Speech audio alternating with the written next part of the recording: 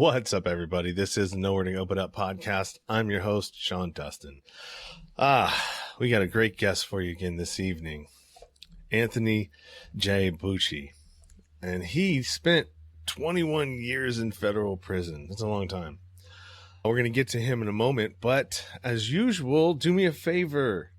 The website, anything, everywhere, anything you want to know about the show, guest appearances, videos, audio, all the places. You can even review the show directly from the website, SeanDustin.com.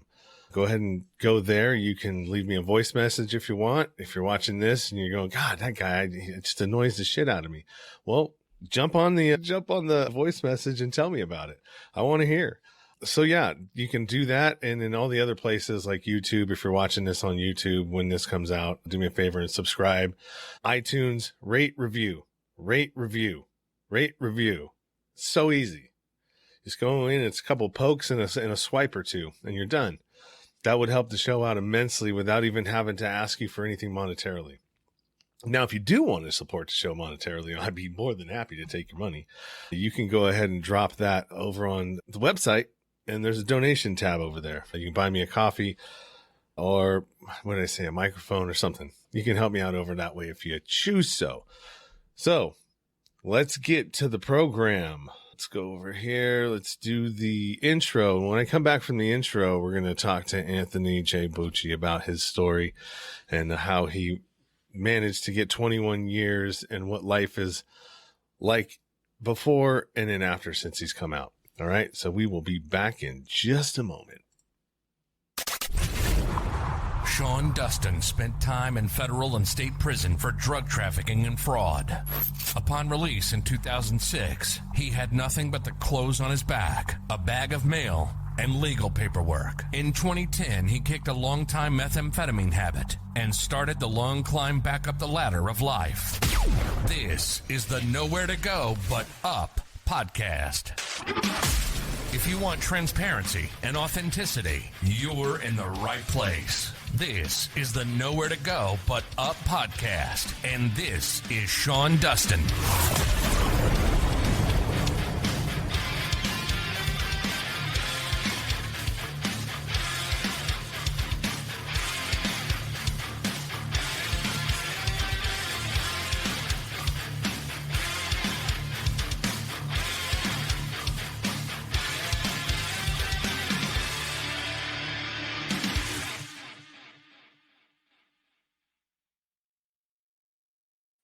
Anthony, what's happening, brother?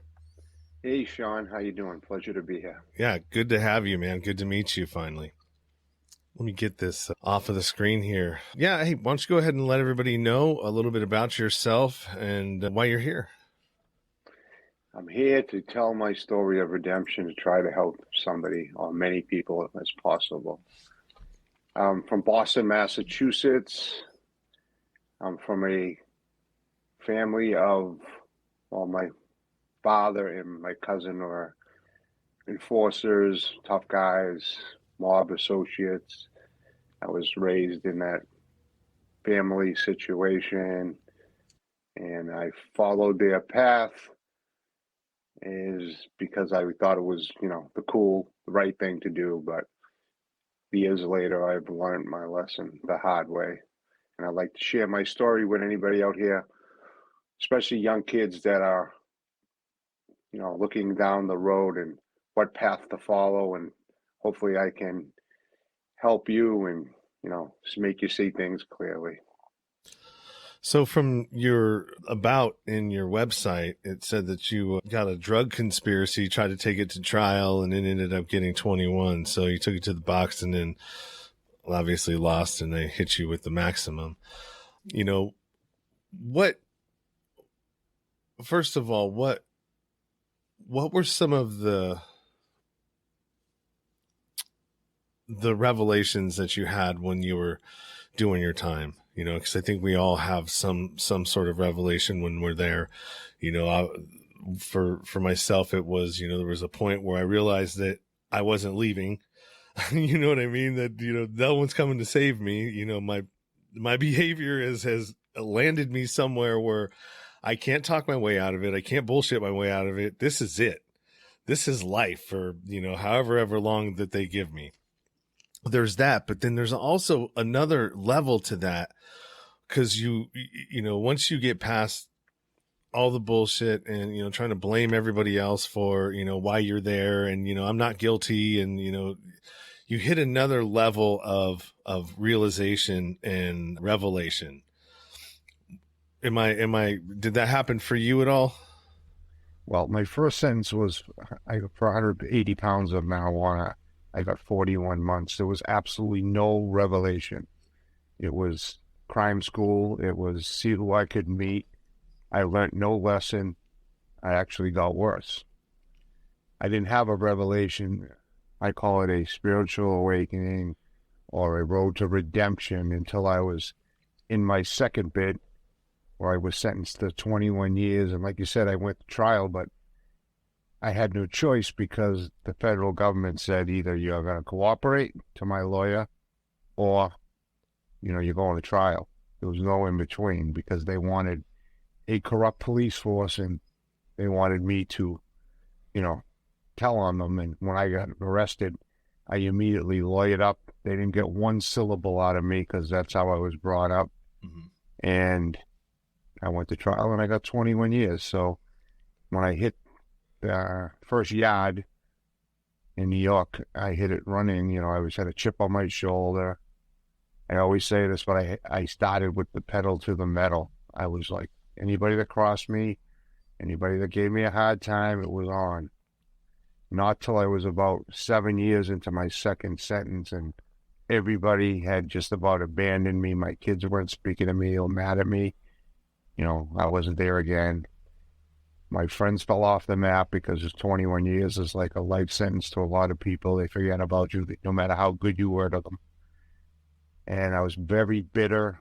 And like I said, I didn't say it yet, but other podcasts I've said, I've spent a lot of time in solitary confinement, 3.5 years probably between the two sentences.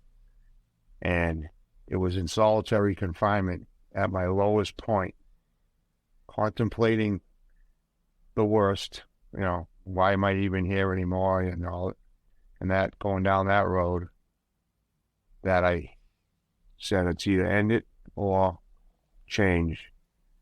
And I decided to change my life, and that's what I did. So well, good for you. Pennsylvania prison called FCI Loretto at the time. I was doing 6 months solitary confinement, and I actually picked up a pen and started writing my masterpiece novel, Infinity Crew. This book saved my life. And I buried myself into writing because I always liked writing as a kid. I won some, essay contests in school was one thing I was good at. And I told my tale of how I thought a real tough guy is supposed to be as far as loyalty and honor between his friends, because I had very close friends that told on me. But there's also betrayal in the book because that's what happened. So the book is based on a lot of true stories and a lot of events that actually happened, but the names have been changed to protect the guilty, and it's fiction, and it's how I expressed myself and got through my bid. I also did a lot of other things. I volunteered and took care of sick and terminally ill inmates. I took 55 educational classes, college correspondence courses. I took a paralegal course. I will want an immediate release, actually, in 2019, 2 years early, because when prison reform came out, I found a loophole in it, and I got a compassionate release to go home and take care of my mom, who was paralyzed. She had a stroke, and the judge took all my extraordinary rehabilitation into effect. There was one more thing I did, too. I trained dogs for the handicap, and that was in a prison in Massachusetts called Fort Devens. I was going to say Fort Dix. That's another prison. And so, I changed the revelation, as you call it, is, I hit rock bottom and I needed to do something. I decided to be the best version of myself I could be. and I'm still working at it every day. It's not easy. Yeah, that's the difference that I think I noticed. And congratulations in getting out and everything else. And I know that you had mentioned that you had lost your daughter, who was a state trooper, recently. So I want to apologize for that. And, my condolences go out to you. It can't be easy. And we'll get to that as well, too, in a part of this. One of the questions that I have before we move off the prison part of this. So what advice would you have, or what would you say to a kid out there right now if he's listening to this and he's getting involved in like some sort of the way the things that you said, right? You come from a neighborhood that you're trying to impress people, you've got to live your life a certain way. Is it worth it? The advice I would give on anybody young who's contemplating traveling down the wrong path would be, it's not worth it. Look at me. I made a lot of money, and I did a lot of bad and stupid things. But when I got pinched, first 41 months, then 21 years, 252 months, it's not worth it. The time you miss with your family, your children, if you have them, you cannot replace. Time is priceless. It's one of the only commodities you can't replace. Time, life, all that. So my advice is go to work. The real tough guy is there. He gets up in the middle of the night when his kids are crying. He helps the kids with the homework. He's there for them, molding them and helping. He's there for his wife, girlfriend, whoever. He's there for his mom. Like when my mom had a stroke, I was in prison. Yes, I set precedent. I was the first person to get out on a parental compassion release in the federal system. And I'm proud of that. And a lot of people went home to help their parents because of me. But I should have been there to begin with. And if I didn't travel down that wrong path, guys, young kids, men, women, I would have been there for them. And that's what's important. And that is what a real tough guy does. Yeah, it's a good point. All right. So we're going to go into the dog training part of this, because I think that probably had an integral part in your recovery. And you know what I mean? As somebody who has a dog, I have a lab who's about 6-7 years old now. He's about to be 7.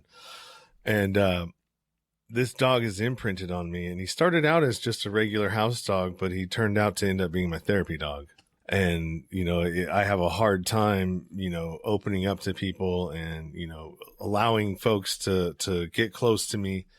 And that doesn't facilitate and learning how to love something, right? Again. And having a dog really helped me to do that.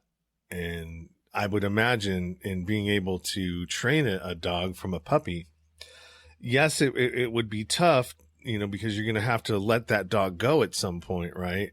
So you build this bond with it and you're going to have to let it go. But I would imagine that there's a lot of healing that goes on in between that, between you and the animal. Very lot. I got the dog. After I helped the sick and terminally ill at the prison I was at, the warden head of medical actually came right to my cell and said, you're doing an amazing job. These people, like one guy that just died, said, you took great care of him. The guy was on his deathbed, and he asked the warden and medical director to come see me and thank him.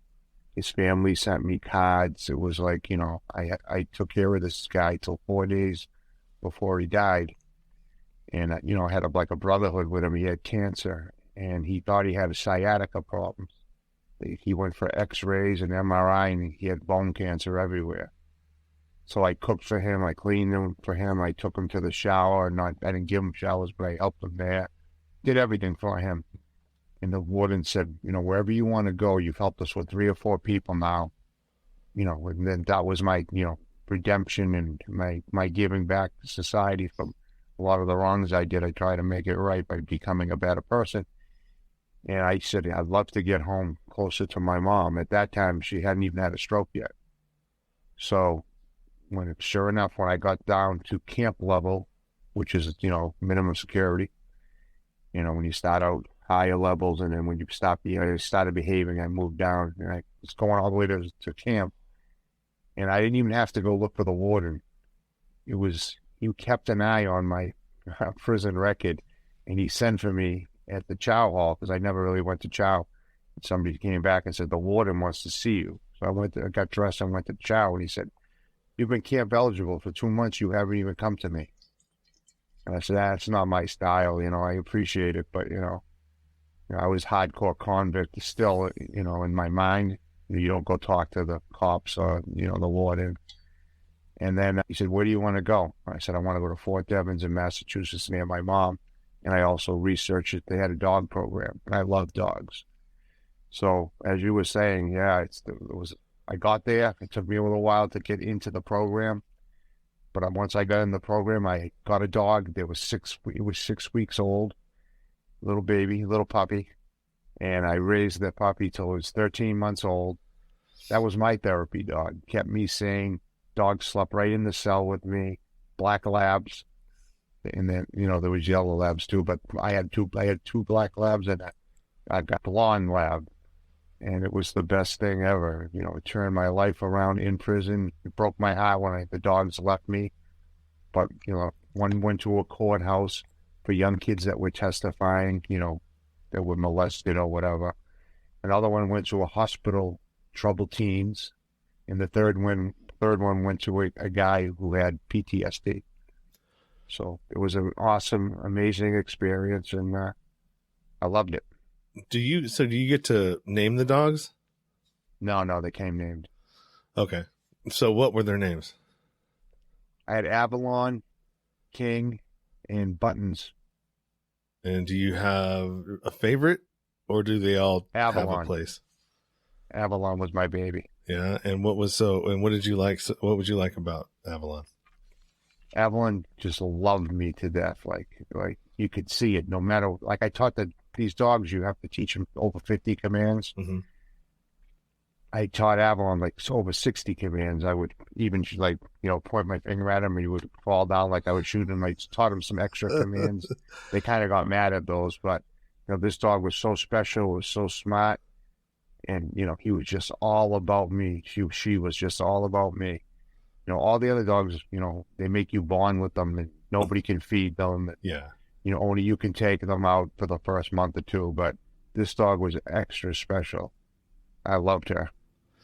Yeah, that's how I feel about mine right now. Yeah, just there's just something about him, and I think that I've had a few dogs, and none have ever imprinted on me quite like this one. And yeah, it's gonna suck. That's having animals. I think that's the toughest part about it. Is you're gonna outlive. How old them. is it? 7. He's gonna be 7. So he's healthy time. too. Good. Yeah, he's not overweight. I don't overfeed him. He runs quite a bit. So I live in an area where I can throw the ball for him from where I'm at. So yeah, I would imagine probably 12, 13, I'm hoping. Yep. So yeah, that's cool that you got to do that, man. I remember when I was in my transit going from state prison to federal prison, we went through Florence, Arizona, and there was a contract facility there where they had the same thing. They had a dog program there. And so we got to see some of the dogs because we were separate, because we were just coming through in transit, right? So that they separate you from the main populations of any place that you go to. So you usually get your own dorms. You know how that goes. Yep. So yeah, they had that there. So I would just thought that, like, man, that's so cool that how that would make your sentence go by so much faster, having a little friend around, to talk to every day. I like animals better than I like people, man. Me too. I used to train my dog every morning at 4:30, get up and train her. And then after I trained her, I would take her back into my cell, and I set my lockers up because I lived by myself with the dog in a certain way. And it was like a ritual. Every morning I would train her, feed her, take her out and everything, and then go back into my bed. She would come, sit there and look at me. I'd shake my head, okay. She'd put her 2 paws up, I grab her bum, put her under the blanket so the cop didn't see it at the 5 o'clock count, and then and just go to sleep. That's cool. Yeah, it was unbelievable. All right. So you get out. All right. What is life like? You spent 21 years in, you get out. What's that like? And what's life like for you? At first, it was scary because, I was institutionalized.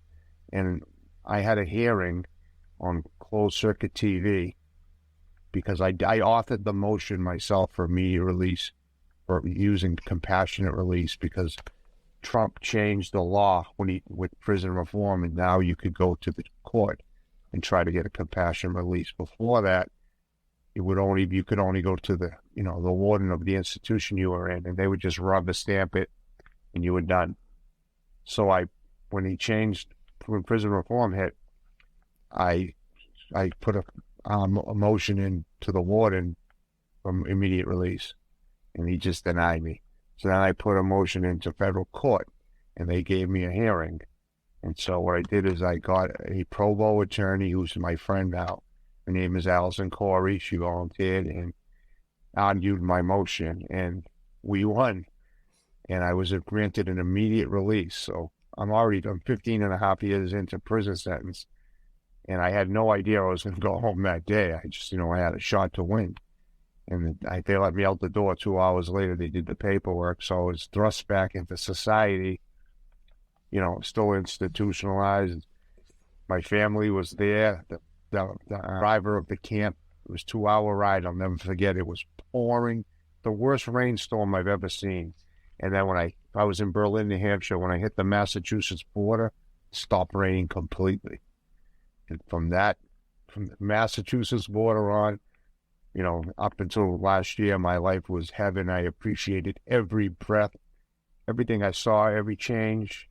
Going over the Zachem Bridge, they built that while I was away. Just life was so unbelievable. I embraced everything. I was living for every moment like it was my last. It was just like, it's been an incredible ride. Within a year, I published my book. Everything was going amazing. Rebuilt relationship with my kids, taking care of my mom. When I went to that dog program in 2016, I was already in the dog program. My mother had that stroke, and she almost died, and she's paralyzed from the waist down. And that's, like I said, that's what I do now. I take care of my mom. But, before that, she was a vibrant woman, going to every casino she could. She loved to gamble, loved to travel, was, self-sufficient. And then her whole life changed. And so now that I'm home, I'm showing her a better way of life. Like, we go to the casino, I take her to the casino, I make sure she gets good. Like, I cook good. I had 2 restaurants before I got arrested. So I cook her home-cooked meals. We live, a good life considering.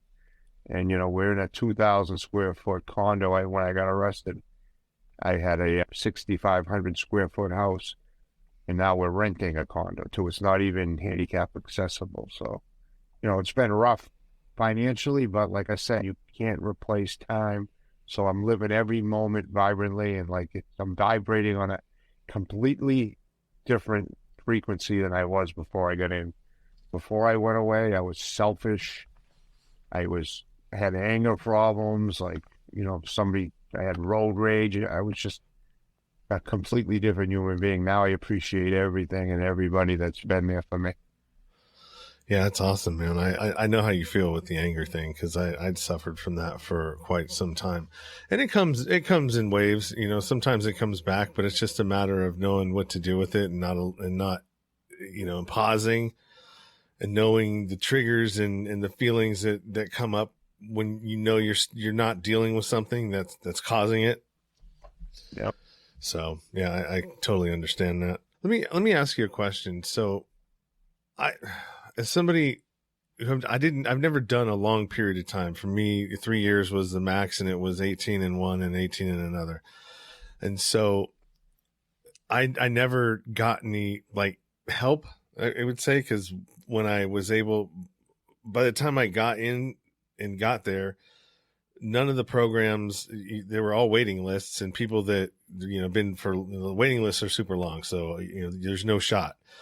So people that are incarcerated from 1 to 5 years, do you feel like the recidivism is higher in them than it is for folks that have been in for 6 to more?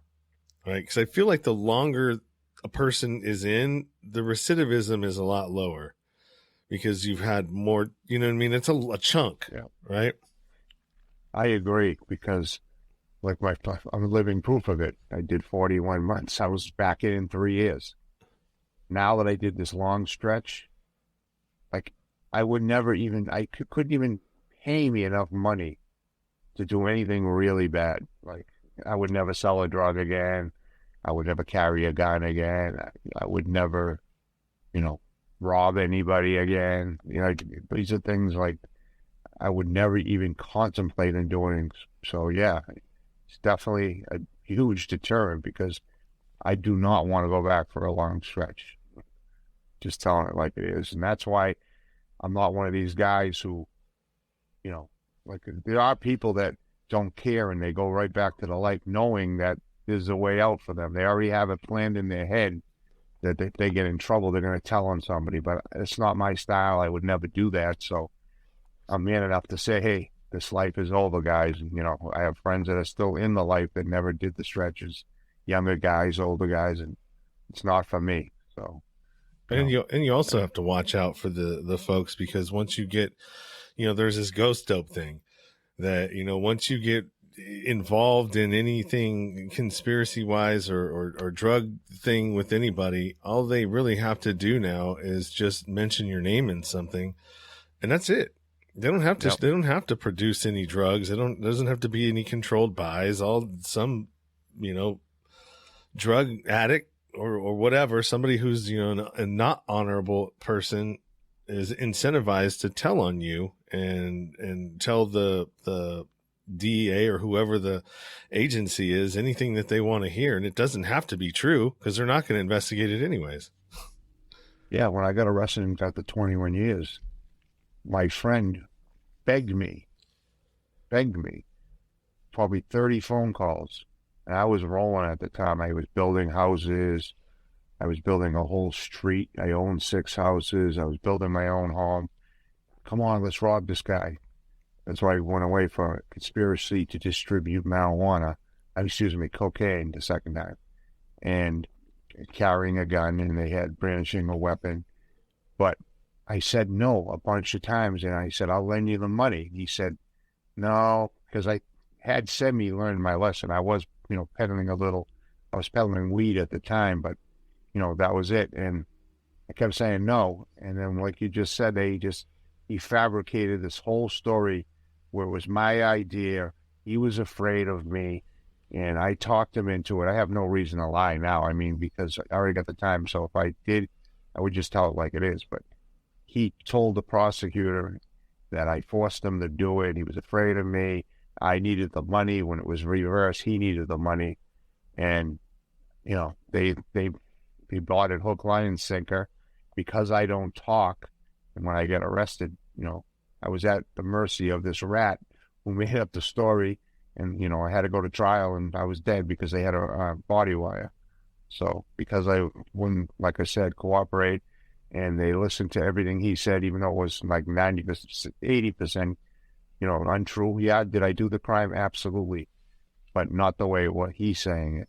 Like I think they had a vengeance for me because he portrayed like I threatened him into doing it, and they were scared of him, and it was all untrue.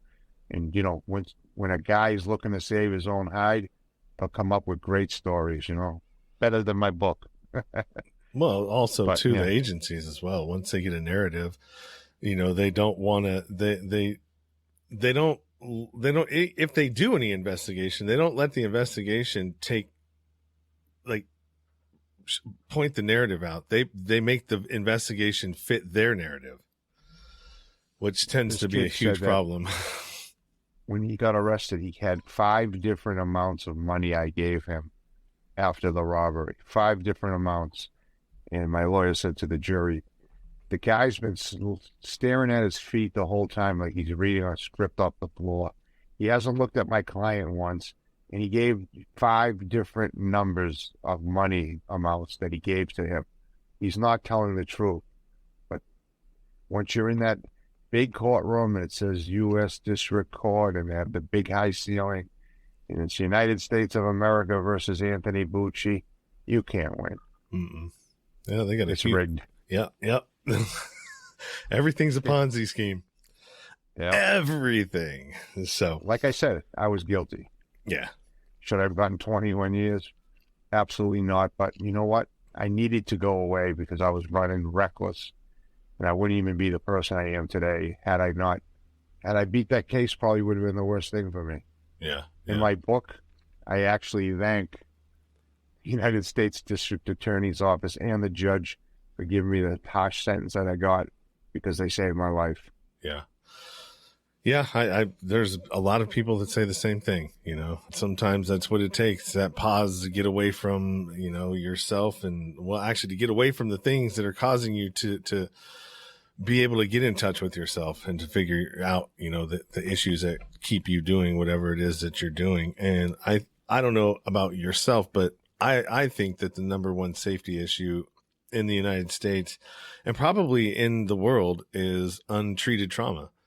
And because of untreated trauma, people go out and, you know, are doing all these things, you know, the drugs, the addiction, all that other stuff is just symptoms of the underlying problems that aren't being dealt with. Yeah, I agree.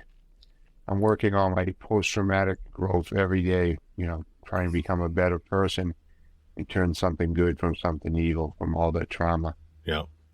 Good for you. So let's move back because you want to touch on something. We're at 6:30 now, so let's move over to something more recent. 6:30 in California. Yeah, 6:30. It's not 9:30 in America's time over on the East Coast. Yeah, I was at my computer getting ready, and you said, "I'll see you at 9." And it was 6, and I was like, "Aren't we supposed to do this right now?" Yeah, I was wondering. Yeah, I saw that, and I was like, "Yeah, East Coast." So yeah, normally when you sign up, and I'd sent it to you, I did the sign up for you, so I should have sent it to you, but it probably it might have went into your spam or your, you know, whatever it is. I'm just joking, Sean. It all worked out. Yeah. So tell me about something that you said that you're struggling with now that has your recovery kind of put a monkey wrench in your recovery. Yeah, life was unbelievable. I was like the best. I was radiating like positivity out of my body. People I would meet would be like, "You're so happy." Like eating like any like food, I would be happy. Just, you know, going to the beach was like unbelievable. Like everything was like starting life over again. Everything was going so great. I was working on my relationship with my kids. That was going unbelievable. Like things couldn't have been better. You know, I'm wearing this shirt right here to tribute my daughter. It's a state police shirt, and it has, you know, it's dedicated to her. So what happened was, like, me and my daughter had a lot of differences because she was stubborn. She was just like me. And so when I got out of prison, she was my hardest child to win back because, you know, she just, you know, she was really mad at me. So when she sat back and she watched me the first 6 months, you know, and she saw the change. She saw how I was treating my mother. She saw that, you know, how dedicated I was to writing my book, you know, being a different person. I took I'm a life coach. I took a life coaching class when I got out, you know, just moving in all the right directions. Like I said, the positivity was just flowing out of me, and, you know, she witnessed it, and I got her back, and we were like so close. It was like unbelievable. I was in heaven. I was just like, every day was just unbelievable. And we talked at least 4 or 5 times a day, whether it was texting or on the phone. She got switched to the barracks in the town I was living, Medford, Massachusetts. She would come by my house almost every night. I would cook for her, make juice for her. she got a dog, but she had to give it back because it was the breeder inbred it with, brother and sister, and the dogs were just uncontrollable. But I was training her dog for her. And life couldn't have been better. I went to bed one night, and I got a phone call at 4 o'clock in the morning that she'd been killed. And my whole life, in the blink of an eye, got rotten. I hit rock bottom in one night. Yeah, that's tough, man. So I'm sorry to hear that. Yeah. So what tools did you have to help you get through that you'd, learn while you were, locked down? Did you have anything that you picked up while you were in prison to help you like sort of get through this? Any tools of, people to talk to or anything? Not right away. I mean, the magnitude of the devastation was just like nothing I've ever experienced. Like taking that 21-year sentence and walking out of that courtroom, I had my shoulders back, chin up, never shed a tear. I don't think I shed it. Me and my sister were real close. The first year I got locked up, she died of cancer. My father died in 2012 while I was away. And I was in pain, but I never shed a tear. Just I kept it all in because that's what a man does. But with a child, when they came and told me, I fell to my knees. I was devastated. It was just like, I just talked to my daughter. It was her birthday the night before. I sang her happy birthday. She sent me back a text saying, I love our mom, Dad. We planned to have her birthday party the next day. She wanted Chinese food. And here I am, 3 police officers coming to my house at 4 a.m. to tell me my daughter died. It was like, and still devastating, but I learned that, like, it's out of my control. It happened. There's nothing I can do but move forward and make her proud and honor her memory, and that's what I did. I started a foundation in her name, Bucci Foundation. I want to, build a park in her honor because, like, as a father, it's my worst nightmare that she'll be forgotten. Like, she pulled over the side of the road to help a disabled motorist and a truck hit her. And her niche was helping others, and that's why she became a state trooper. So, to me, she passed me the torch. Yes, I'm a con. I did 21 years. I did 41 months. And we were in different worlds, but we were, like, inseparable. And, father-daughter relationship couldn't have been better at the time. Yes, we had our troubles in the past, but, so my goal now is to just take that torch, help others. I've already helped a bunch of people. I trained a service dog for one of the victims of the Boston Marathon bombing, and I did it for free. I've counseled a lot of people on, depressed people, and once I became a life coach, and I've never charged anyone. So, I'm doing positive things. I want to do things that she can look down and be proud of me. And like I said, I want to build a park in her honor. And that's what the foundation is for, to build a park in her honor. But I've also like helped people that, had nothing at Christmas time by donating to them clothes and money and stuff. But I also want to help people with mental health counseling, families of, people that were in tragedies. Doesn't have to be just a car accident. It could be any tragedy. Family loses somebody in some sort of way. I want to provide them mental health counseling. I have 2 mental health counselors on retainer. And, I'm just here to help. If anybody wants to see, you can go to the website. It's Bucci Foundation. Any donations too, like you said at the beginning of the show, nothing is too small when you're trying to do something good that will change the world. There we go. So there's your... Hey, remember that guy? Yeah, so there's a couple of pictures of you, I would imagine, when you were first quite younger then. Yep. There's your story about you. So that's your website, and you sell apparel too. And we didn't even talk about the vegan part of your part of you. What, like, how did you even get involved in veganism to begin with? I know I was in Sheridan and I tried it for a month and I didn't like it. We were, Sheridan had a farm, so we'd get fresh vegetables and stuff from there, so from the camp. And it was pretty easy to do it, but there was something about it that just didn't work for me. I didn't like it. Yeah, a lot of people, doesn't go for them, but with me, I was looking into it when I went away. That as you know, the food they feed us in there is terrible.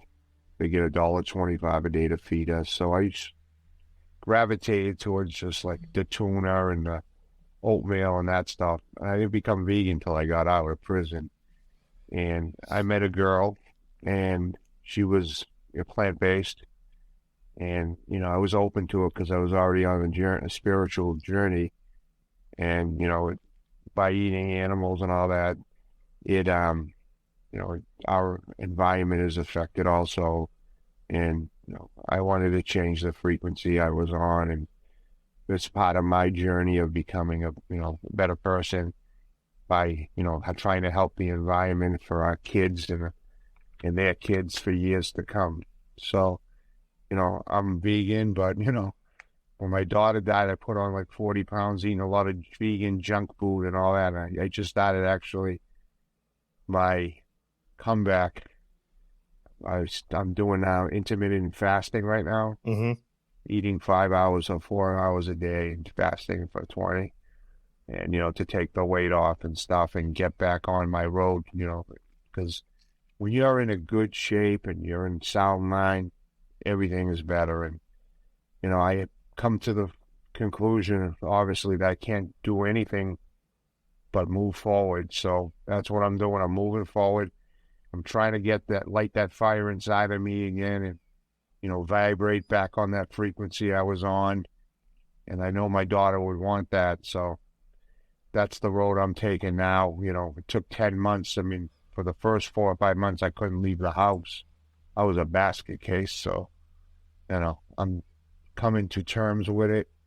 And all I can do is move forward one day at a time and try to do the right thing and make her proud. And that's what I'm trying to do. Well, that's awesome. Still a man. very touchy subject still, as you can see, but at least I'm able to talk about it now. I couldn't talk about it. I had to go to grief counseling. I've been doing that every week, but it took me a long time to be able to talk about it. Well, and you're in a better place too, in your life where Yeah. you're able to deal with it and not go off the deep end because of it. You know what I mean? I don't know if you do know what I mean, but like. No, I hear you. I hear you loud and clear. It's just not easy. Yeah. Well, talking through it, and hopefully you got people that you can turn to talk to that are helping you through the situation. I don't know if you belong to any men's groups or anything like that. I was actually thinking about starting a men's group, an online one, like through this thing, like a Zoom or something like that. And just because men need to talk, and there's not a lot of outlets for us to talk in forums that we feel safe in. You can talk to a lot of different things, but I mean, feeling safe enough to divulge information that would actually, you need to let go of, Yep. I agree. I would definitely do something like that, with people I trusted and, guys I like. But I've been getting the grief therapy every week. So that's really helping a lot. Well, that's cool, man. And like I said, I apologize again. Sorry for your loss. I can't imagine that. I've got 2 daughters, and I can't imagine losing one of them. Yeah, I mean, I've had friends that lost children, and I never realized the depth of the loss and the coldness in your heart. And when that happens, you're crushed right to the core. So what are some of the other things that you're working on? So I know you're taking care of your mom. You've got the book, you've got your coaching. Have you thought about, I know that you mentioned that you've trained a couple of dogs pro bono, but I mean, have you thought about turning that into a business maybe?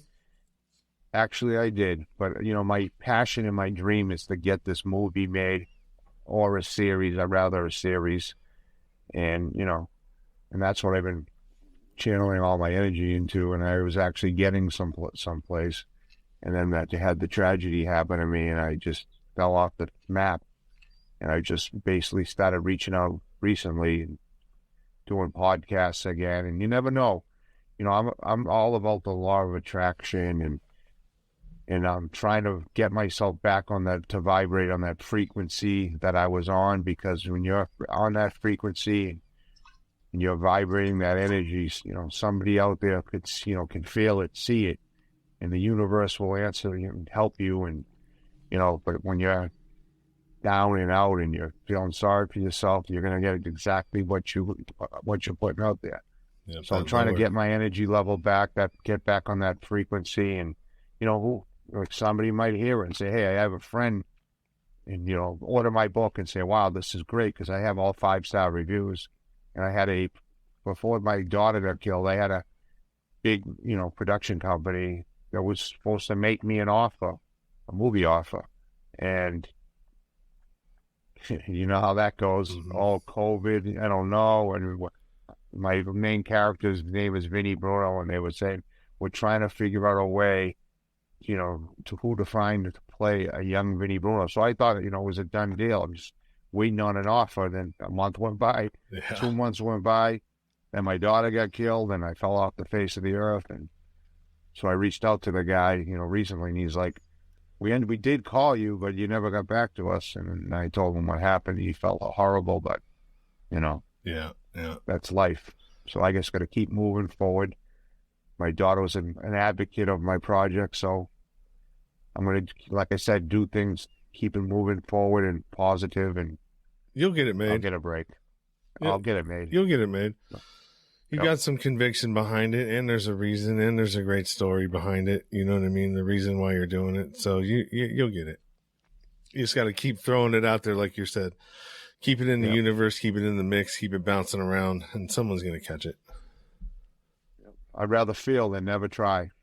Right. Yep. Yeah, it's 100% guaranteed that you're not going to get anything if you don't do anything. I can't guarantee what you're going to get if you do something, but I can 100% guarantee you're not going to get shit if you don't try. Yeah, I've hit rock bottom twice. Like when I was in solitary, like I told you before, and I started the book, I was in the ashes, and I rose out of that like the phoenix. So now, I hit rock bottom again, and there's only one place but up. Yep, there's nowhere to go but up. There's nowhere to go but up, man.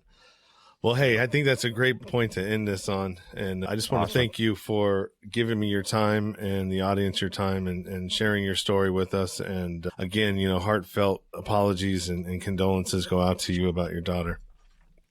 Can I say one more thing? Yeah, go for it. Thank you, anybody that's watching it. Thanks for watching it. I'd be honored if you guys check my book out, Infinity Crew. It's on Amazon and 70 other selling platforms. I am the Convicted Vegan on Instagram. I am Anthony J. Bucci on Facebook. If anybody needs, to talk, you're feeling down and out and I can help you, DM me, because I've had people message me. I had a guy who heard my last podcast, a great guy from Australia, and we became friends. He lost 2 daughters. So, you know what I mean? That we're not alone, and it doesn't have to be tragedy. Pain is pain. Whether it's, it doesn't have to be just losing a kid, or it could be a husband. It could be anything. It doesn't even have to be death. It could be, you lost your job and you're not doing good. You're feeling down and out. I'm here. You can DM me, and I mean it. Thank you again, Sean, for having me, and I had a good time. All right, there it is there. The Convicted Vegan, everybody. Anthony Bucci. All right, brother. Hang out for a second. I'll be right with you as soon as we hit the outro here. All right? Okay, bro. Thank you, brother. All right. All right. All right. Awesome conversation, man. I definitely appreciate that, man. Yeah, dude, 21 years. It's a long time. I've been to prison, and losing your freedom definitely sucks, but I have no idea what it feels like to be there that long. Luckily, I learned my lesson with only 3.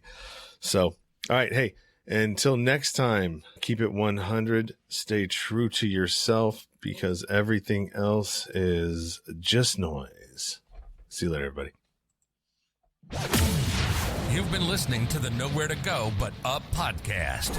Sean is a single dad, a union blue-collar guy, and he spent time in federal and state prison for drug trafficking and fraud. When he was released from prison in 2006, all he had was the clothes on his back, a bag of mail, and some paperwork. Since then, he's turned his life around and shares the struggles and successes on this podcast. We hope you enjoyed the show, and we hope you were moved. To connect to the show, book a guest spot. For merch, Patreon, PayPal, and social media links, go to linktr.ee/nowhere to go but up. On Instagram at Nowhere to Go But Up Now. On Twitter at But Up Now. On the YouTube channel at Nowhere to Go But Up Podcast.